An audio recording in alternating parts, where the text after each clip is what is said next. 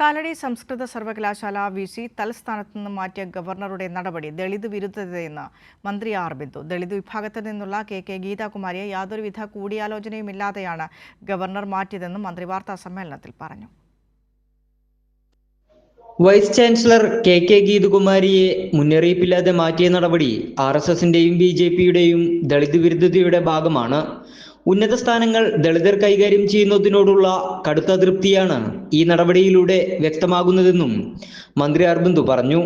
സർവകലാശാലയിലെ BJP syndicate അംഗങ്ങളുടെ ഇടപെടൽ മൂലമാണ് ഗവർണറുടെ തീരുമാനം. അത് വളരെ നിർഭാഗ്യകരമായി പോയി. ഒരു മുന്നറിയിപ്പും കൂടാതെ ദളിത് വിഭാഗത്തിൽപ്പെട്ട ഒരു പട്ടികജാതി വിഭാഗത്തെ പ്രതിനിധാനം ചെയ്യുന്ന ഒരു വൈസ് ചാൻസലറെ പെട്ടെന്ന് പൊടുന്നനെ സ്ഥാനത്ത് നിന്ന് നീക്കം ചെയ്തതായിട്ട് അറിയിപ്പ് കിട്ടുകയാണ്. പട്ടികജാതി വിഭാഗത്തിൽപ്പെട്ടവരെ ബൗദ്ധികവും വൈജ്ഞാനികവും ഒക്കെ ആയിട്ടുള്ള മേഖലകളിൽ നിന്ന് മാറ്റി നിർത്തുക എന്നുള്ളതാണ് സംഘപരിവാർ അജണ്ട.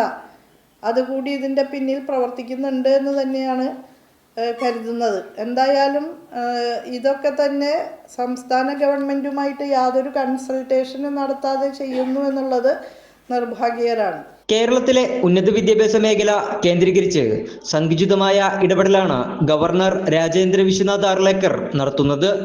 ഉന്നത വിദ്യാഭ്യാസ മേഖലയെ ഏതുവിധേനയും തകർക്കുക എന്നതാണ് സംഘപരിവാറിന്റെ ലക്ഷ്യം.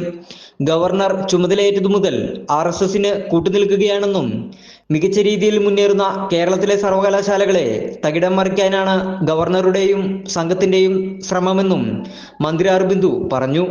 കൈരളി ന്യൂസ്, തൃശൂർ.